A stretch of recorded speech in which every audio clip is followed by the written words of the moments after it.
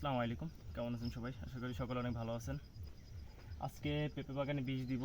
প্রচণ্ড পরিমাণে ঘাস হয়েছে, দেখতে পাচ্ছেন আমার পিছনে, যার কারণে আমি নিয়ে আসছি। আমি অনেক পেঁপে বাগানের পেজ থেকে অনেক যারা পেঁপে চাষ করে তাদের থেকে পরামর্শ নিলাম যে পেঁপে বাগানে পুরা বীজ ছাড়া কিছু দেওয়া যায় না। সবাই জিরো হার্বটা ইউজ করতে বলছে, যার কারণে আমি এটা ইউজ করতেছি। ওই পাশে দিয়েছি, আমি কিছুটা রেজাল্ট পেয়েছি, যার কারণে এটা আমি ব্যবহার করতেছি। দিব হচ্ছে একটাতে দুইটা বানানো যায়, দুইটা।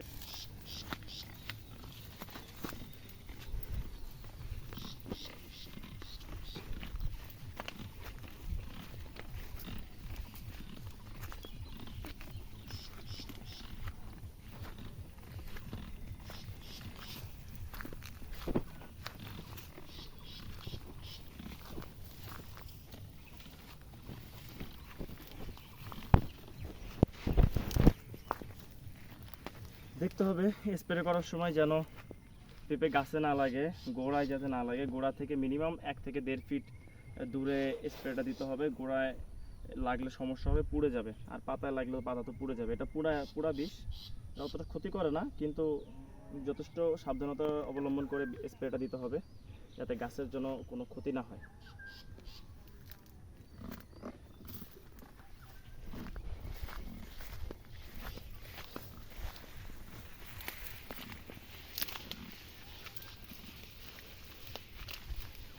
যে পরিমাণে ঘাস হয়েছে, উচিত ছিল নিড়াই দেওয়া।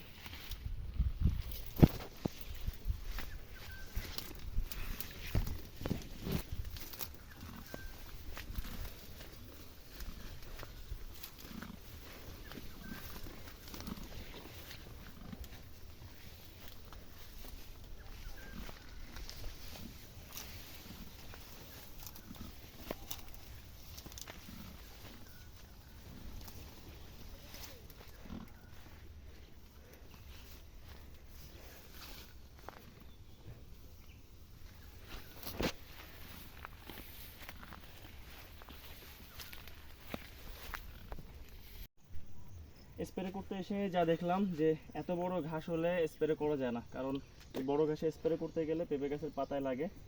সো আপনারা যদি স্প্রে করেন, আপনারা ঘাস ছোটো থাকতে স্প্রে করবেন যাতে করে মরে যায়। আর স্প্রে করতেও যাতে ভালো হয়, না হলে আপনার পেঁপে গাছে লেগে যাবে। সো এটার দিক দিয়ে খেয়াল রাখবেন।